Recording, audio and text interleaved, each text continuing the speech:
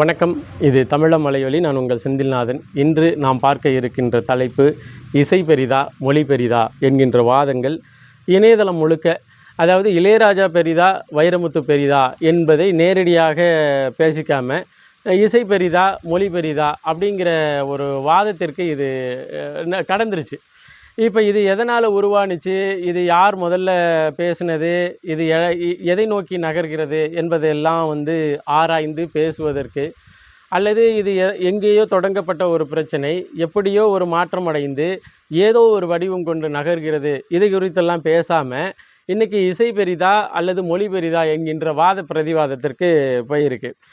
ஒரு சில பேர் மொழி இல்லாமல் இசையால் இருக்க முடியும், இசையால் தனித்து இயங்க முடியும், மொழியால் தனித்து இயங்க முடியாது அப்படின்னு சொல்லி, சில பேர் மொழி ஒரு உடல் போன்றது, இசைங்கிறது உயிர் போன்றது, இசையும் அதாவது உடலும் உயிரும் இணைந்து இருந்தால்தான் அது உயிர் பெற்ற ஒரு பொருளாக இருக்கும், அதாவது அது ஒரு ஒரு கூட்டு இயக்கம், இதில் பெருசு சின்னது அப்படிங்கிறது இல்லை அப்படின்னு சொல்லி ஐயா வைரமுத்து அவர்களுடைய போக்கு போயிருக்கு.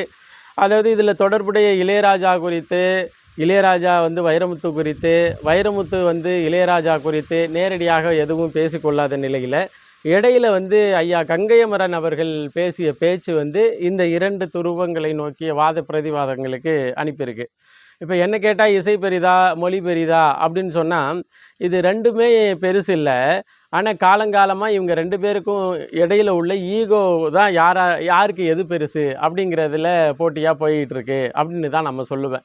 இப்போது இளையராஜாவை குறித்து ஒரு பார்வை பல பேருக்கு இருக்கும். ஏன்னா இசையால் அடைய முடியாத ஒரு மகிழ்ச்சியும் இல்லை, இசையால் கரைக்க முடியாத துன்பமும் இல்லை அப்படிங்கிற அளவுக்கு இசையின் மீது மிக பெரிய நாட்டம் கொண்ட சமூகம். இதை நீங்கள் தமிழர் வாழ்வியலில் ஐந்திணை ஒழுகலாறில் ஒவ்வொரு திணைக்கும் ஒவ்வொரு வகையான பண் இருந்தது, அதற்கான இசை இருந்தது, அதற்கான பாடல் இருந்தது. அதேபோல் இலக்கியம் முழுக்க கவிதையும், அதாவது இலக்கியம் என்பதே ஒரு கவிஞர்களால் ஒரு காலத்தை அடுத்த காலத்திற்கு கடத்தக்கூடிய ஒரு இயல்பாக பார்க்கப்பட்டது. கவிஞர்களால், உண்மையான கவிஞர்களாலும் அறம்பாடிய கவிஞர்களாலும், அரசர்கள் அறத்தை கொன்று மரத்தினை நிலைநாட்டும் பொழுது அதை கேள்வி கேட்கக்கூடிய வல்லமையில் இருந்த கவிஞர்கள் இருந்த காலத்திலும் இசையும் மொழியும் இந்த சமுதாயத்தினுடைய இரண்டு கண்களாக மாற்றப்பட்டு பார்க்கப்பட்டது. ஆனால் இன்றைக்கி வைரமுத்து இருக்கின்ற நிலைமை என்ன, இளையராஜா இருக்கின்ற நிலைமை என்ன, இளையராஜாவினுடைய தனித்த பண்பியல்புகள் என்ன, அவருடைய தனித்த திறமைகள் என்ன, வைரமுத்து அவர்களுடைய தனித்த திறமைகள் என்ன, பண்பு இயல்புகள் என்ன, இது ரெண்டும் தனியாக பார்த்து இவங்க பெருசு அவங்க பெருசுன்னு பேசிக்கொண்டு இருக்கின்ற அந்த காலகட்டத்தில் இந்த பிரச்சனை எங்கே உருவாக்கப்பட்டது, யாரால் உருவாக்கப்பட்டது, இந்த பிரச்சனையில் நாம் யாரை எதிர்த்து நின்று பேசியிருக்கணும், இந்த பிரச்சனையில் அந்த பிரச்சனைக்கெல்லாம் ஊன்றுகோலாக தொடக்க புள்ளியாக இருந்தவர்களை மறந்துவிட்டு லாபகமாக இரண்டு பேரும் தமிழர் அடையாளங்கள்னு கூட சொல்லலாம், ஒன்றும் பிரச்சனை இல்லை. ஒரு சமகாலத்தில் வாழ்கின்ற மிகப்பெரிய அடையாளங்கள் வைரமுத்தும் இளையராஜாவும். இவங்க ரெண்டு பேருக்கும் உள்ள போட்டியாக இந்த பிரச்சனை ஏன் திருப்பி விடப்பட்டது அப்படிங்கிறத தான் இந்த சமுதாயம் பார்க்க தவறிவிட்டது, மறந்து விட்டதுன்னு சொல்லலாம். இளையராஜாவை பொறுத்தவரையிலையும் அவர் என்ன சொல்கிறாருன்னா, ஒரு கவிதை, அதாவது கவிதை என்கின்ற வரி இல்லாட்டினா ஒரு டியூனால் அல்லது ஒரு ஒலி வடிவத்தினால நிலை பெற்று இருக்க முடியாதா அப்படின்னு சொல்லி சிலதை பேசுகிறாரு. ஆனா என்ன ஒரு இதை வாசிக்கிறாரு, ஏதோ மோகம் ஏதோ ராகம் அப்படிங்கிறதுக்கு வார்த்தைகளற்று ஒரு வாசிப்பை செஞ்சுட்டு, இது பாருங்கள், இதில் மொழி இல்லாட்டினா கூட இந்த டியூனால் தனித்து நின்று இயங்க முடியுது, இதை ரசிக்கக்கூடிய ஒரு டியூனாக அமைந்திருக்குன்னு அவர் பேசுகிறாரு. அங்கிட்டு ஒரு பக்கத்து இல்லை, நீங்கள் ஒரு மொழி வழி எழுதப்பட்ட வார்த்தைகள் அந்த டியூனோடு சேரும் பொழுது ஒரு உடலில் உயிர் சேருவது போன்ற அந்த இதுக்கு ஒப்பானது. அதனால இது ரெண்டுமே, ஒரு பாடல் என்பது இசையும் மொழியும் சேர்ந்து இயங்குகின்ற கூட்டு இயக்கம். இதை தனித்தனியாக ஒரு இயக்கமாக பார்த்து இதில் எது பெருசு எது சின்னதுன்னு நீங்கள் பேசக்கூடாது அப்படின்னு சொல்லி வைரமுத்து அவர்கள் பேசியிருக்கிறாரு. அது ஒரு வகையில் அவருடைய பார்வையில் சரியாக இருக்கட்டும், இவருடைய பார்வையில் சரியாக இருக்கட்டும். இப்போ நம்ம நேரடியாக செய்திக்கு வந்துடுவோம். இப்போ இதே இளையராஜா அவர்கள் இருக்கிறாங்க, மிகப்பெரிய, அதாவது உலகத்தில் 7 அதிசயங்கள் அப்படின்னு சொல்லி நான் சமகாலத்தில் பார்த்துருக்குறோம். உலகத்தில் 7 அதிசயங்களை தாண்டிய ஒரு அதிசயம், 8வது ஒரு அதிசயம் அப்படின்னு சொல்லி, அது வந்து ஒரு வாழ்கின்ற ஒரு திறமைக்கு கொடுக்கணும்னா இளையராஜாவுக்கு கொடுக்கலாம். அதில் வந்து யாருக்கும் எந்த மாற்று கருத்தும் இல்லை, எனக்குமே எந்த மாற்று கருத்தும் இல்லை. இளையராஜா என்பவர் உலக அதிசயத்தில் ஒருவர். இளையராஜா என்கின்ற பெயர் அல்லது அந்த மனிதன் தனிதாக சுமந்திருக்கிற அவருடைய கர்வம் அல்லது அவருடைய இன்டலெக்சுவல் அரகன்ஸ் இது குறித்து எல்லாம் எனக்கு எந்த கேள்வியும் இல்லை, பதிலும் இல்லை.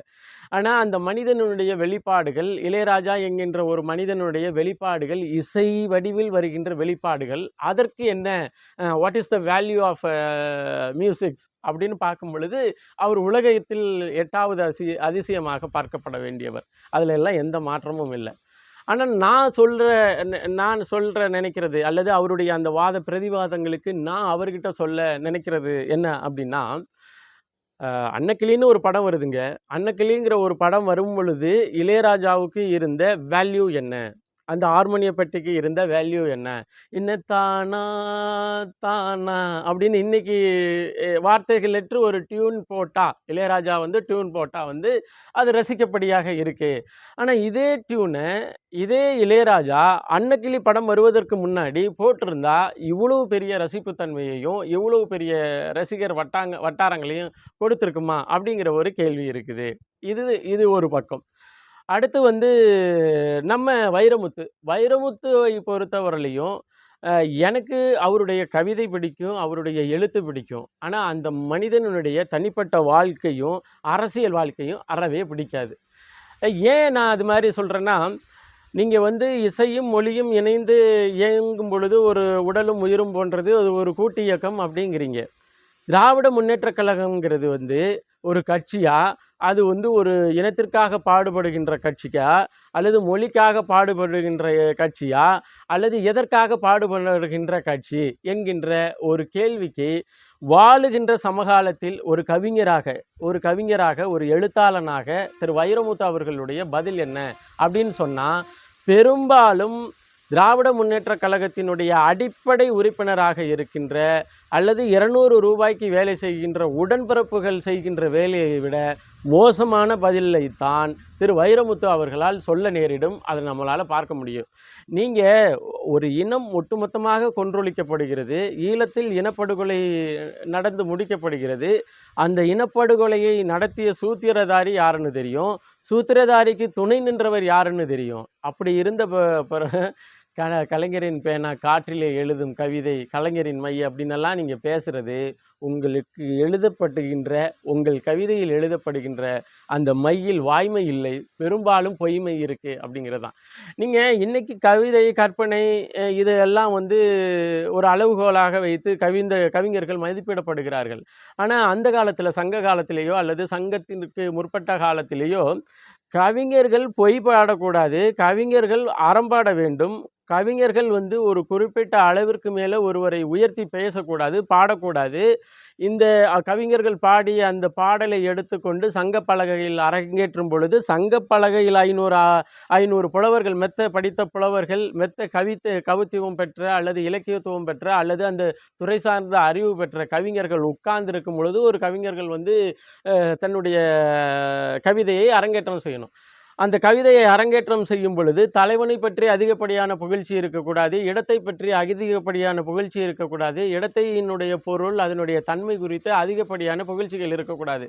அப்படியெல்லாம் இருந்துச்சுன்னா அந்த கவிதை அந்த சங்கத்தில் இருந்து நிராகரிக்கப்படும், சங்க புலவர்களால் ஏற்றுக்கொள்ளப்பட மாட்டாது. சங்க புலவர்களால் ஏற்றுக்கொள்ளப்படாத கவிதைகளை எழுதுகின்ற எவரும் கவிஞராகவோ புலவராகவோ பார்க்கப்படுவதில்லை. இப்போ அது மாதிரியான ஒரு அளவீடு, ஒரு மதிப்பீடு இந்த வைரமுத்து அவர்களுக்கு இன்னைக்கு வைத்திருந்தோம்னா வைரமுத்துவினுடைய மதிப்பீடு என்ன அப்படிங்கிற ஒரு கேள்வி இருக்கும். இப்போது இளையராஜாவினுடைய தனிப்பட்ட குணாதிசயங்கள், அதாவது இன்டலெக்சுவல் அரகன்ஸ் 2 பேருக்குமே இருக்கும். அதாவது இளையராஜாவுக்கும் இருக்கும், வைரமுத்துக்கும் இருக்கும். இன்டலெக்சுவல் அரகன்ஸ் இருக்கிறவங்க தான் இன்டலெக்சுவல். நான் வந்து அதை வந்து இசையில் ஒரு பெரிய 8வது அதிசயமாக பார்க்கப்படுகின்ற இளையராஜா அவர்களுக்கு கொஞ்சம் கர்வம் இருக்கணும், இருந்தால் தான் அது வந்து எழுதப்படாத விதி. ஆனால் அந்த கர்வத்தை எல்லா இடத்திலும் சரியாக காமிக்கணும். இப்போ அதாவது வைரமுத்து அவர்களுக்கு கவியரசு கண்ணதாசனுக்கு தாண்டி கவி பேரரசுன்னு தான் பேருக்கு முன்னாடி வரணுங்கிற அந்த விளம்பர பிரியத்தை வந்து நான் ஏற்கிறோம், மதிக்கிறோம். யாராச்சும் அலைபேசியில் வந்து கூப்பிட்டு நீ கவி பேரரசு வைரமுத்து வீட்டுக்கு தான் ஃபோன் பண்ணுறாங்க அப்படிங்கிற அந்த அறிவு கூட இல்லாதையா அவன் உனக்கு ஃபோன் பண்ணுவான்? அலைபேசியை எடுத்து காதில் வச்ச உடனே நான் கவி பேரரசு வைரமுத்து பேசுகிறேன், வைரமுத்து பேசுகிறேங்கய்யா சொல்லுங்கய்யா அப்படிங்கிறதுல கூட அவர் பேரையே அவர் கவி பேரரசுன்னு சொல்லிக்கிற அளவுக்கு அவருக்கு வந்து இன்டலெக்சுவல் அரகன்ஸ் இருக்குது. இருந்துட்டு போகட்டும். தமிழர் ஒருத்தன் இன்டலெக்சுவலாக இருக்கிறதும் அந்த இன்டலெக்சுவல்னஸுக்கு ஏற்ற அரகன்ஸ் இருக்கிறதையும் நம்ம மதிக்கிறோம், பாராட்டுறோம், மகிழ்ச்சியாக கொண்டாடுறோம். ஆனால் இதே அரகன்ஸை ஏன் கலைஞர் வீட்டுக்கு முன்னாடியும் கலைஞருடைய அறிவாலயத்திற்கு முன்னாடியும் அல்லது இனத்தை கொன்றொழித்த காங்கிரஸுக்கு முன்னாடியும் அந்த காங்கிரஸுக்கு துணை நின்ற திராவிட முன்னேற்ற கழகத்தினுடைய செயல்பாட்டுக்கு முன்னாடியும் ஏன் வைரமுத்துவால் இந்த இன்டலெக்சுவல் அரகன்ஸோட நடந்துக்க முடியல அப்படிங்கிற கேள்விக்கு நாம் கேள்வியை கேட்டோம்னா யாராலையும் பதில் சொல்ல முடியாது. குறிப்பாக வைரமுத்தாலையும் பதில் சொல்ல முடியாது. இப்போ என்னென்னா இப்போ சமீபத்தில் கூட ஒரு பதிவாக பார்த்தேன். ஒரு பாடகி வந்து பாட்டு பாடுறாங்க.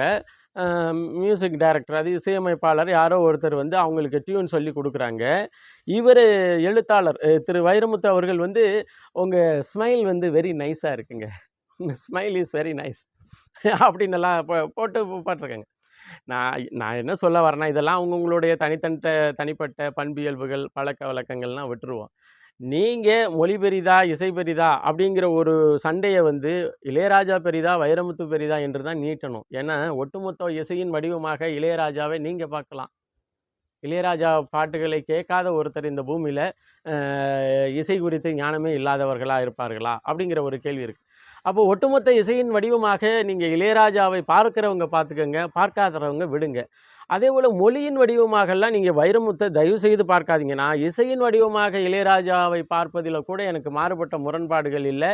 ஏன்னா இந்த எண்ணிக்கையற்ற சுரங்களில் இளையராஜா தனக்கென்று ஒரு தனித்த அடையாளத்தோடு ஒரு டியூனையும் அதற்கு இளையராஜா டியூன் என்று பெயர் வைத்த அந்த இதையும் நம்ம பார்த்துருக்குறோம். அதாவது புதிய கண்டுபிடிப்புகளோடு கூடிய இதெல்லாம் நம்ம பார்த்துருக்குறோம்.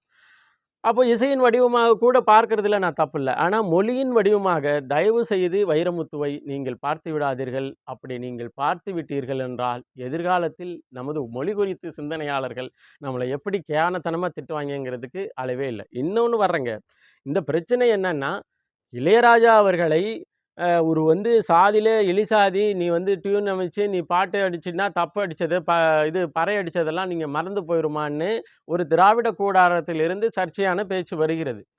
அப்போ அந்த சர்ச்சையான பேச்சை எதிர்கொள்ளும் விதமாக வந்து நம்ம ரியாக்ட் பண்ணியிருக்கணும். இதற்கு இடையில வந்து அதாவது ராஜா என்கின்ற புகழ்பெற்ற பிம்பத்துக்கு பக்கத்தில் நிற்கின்ற இந்த கங்கையமரன் வந்து தன்னையும் இளையராஜாவாக நினச்சிட்டு பேசியிருக்கக்கூடாது. அதாவது கங்கையமரனுடைய பேச்சு கண்ணியமற்ற பேச்சுங்கிறதுல யாருக்கு எந்த மாற்று கருத்தும் இல்லை. ஆனால் நீங்கள் பொது எதிரியாக இருக்கின்ற திராவிட கூடாரத்திலிருந்து இளையராஜா அவர்களை சாதியை சொல்லி வசைபாடியவர்கள் மீது வந்து எதிர்வினை ஆற்றுவதை நிறுத்தி விட்டு இந்த பிரச்சனையானது இளையராஜாவிற்கும் வைரமுத்திற்கும் உள்ள பிரச்சனையாக மாற்றப்பட்டது. யாரால் மாற்றப்பட்டது? இந்த இடத்துல தான் நீங்கள் பார்த்துருக்கணும். இந்த இடத்துல தான் நீங்கள் கவனமாக இருந்திருக்கணும். இளையராஜாவையும் வைரமுத்துவையும் மோதக்கூடிய நிலைமையில் கொண்டுட்டு வந்து விட்டுட்டு ஏற்கனவே இளையராஜா மீது வன்மதம் கக்கிய திராவிட கூடாரங்கள் வசதியாக தப்பித்து கொண்டது.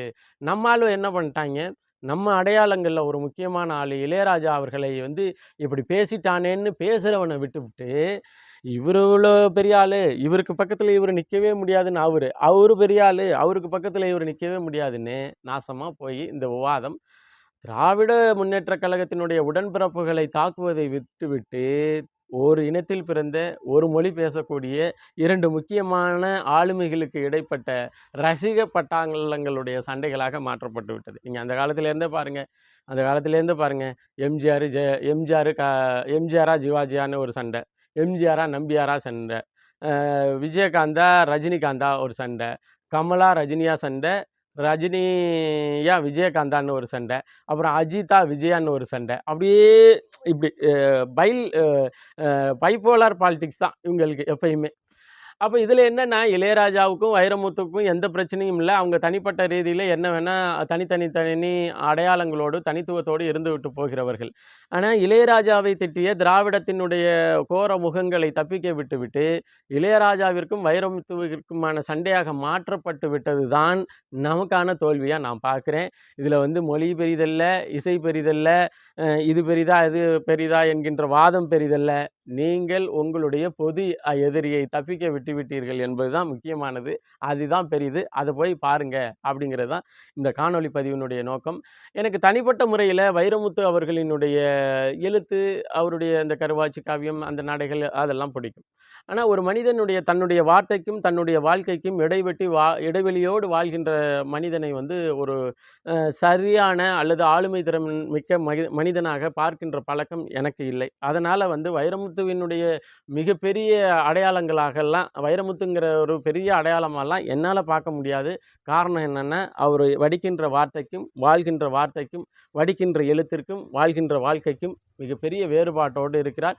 குறிப்பாக தமிழரினுடைய அ அதாவது அறிவின் முகமாக இருக்கப்பட வேண்டியவர், ஒரு ஓணாண்டி புலவராக அல்லது விருதிற்கும், சினிமாவிற்கும், தன்னுடைய வாழ்க்கைக்கும் ஏத்த ஒரு திராவிட கூடாரத்தில் உள்ள ஒரு ஓணாண்டி புலவராக வாழ்றதுல, அவர கூட்டிட்டு வந்து ஒரு பெரிய ஆளுமையாகவும், அவர வந்து இளையராஜாவோடு ஒப்பிடுவதிலயும் எனக்கு எந்த உடன்பாடும் இல்ல. அதனால அவரு வந்து ரொம்ப தரம் குறைந்த மனிதர், அவருடைய வந்து அதெல்லாம் போல. நீங்க ஒப்பிடாதீங்கங்கிறேன். அவரு தனியா ஒரு திராவிட கூடாரத்திற்கு பாடுகின்ற ஒரு கவிஞராக அல்லது தனித்த அடையாளத்தோடு உள்ளவரா இருந்துட்டு போகணும். இளையராஜன் மீது வன்மத்தை கக்கிய திராவிட கூடாரங்கள், திராவிட தலகர்த்தர்கள் மீது நீங்கள் ஏன் வெறுப்புணர்வை நீங்க கொட்ட மறந்தீங்க? எதற்காக இந்த அரசியலானது அப்படியே மாற்றி அமைக்கப்பட்டு 2 பேருக்கும் உள்ள சண்டையாக மாற்றப்பட்டது? அப்படிங்கிற இடத்துல தான் நம்ம முழிப்போட இருக்கணும் என்பதை பதிவு செய்வதற்காக தான் இந்த ஒரு காணொளி பதிவு. மீண்டும் ஒரு காணொளி பதிவில் இணைவோம். நன்றி, வணக்கம்.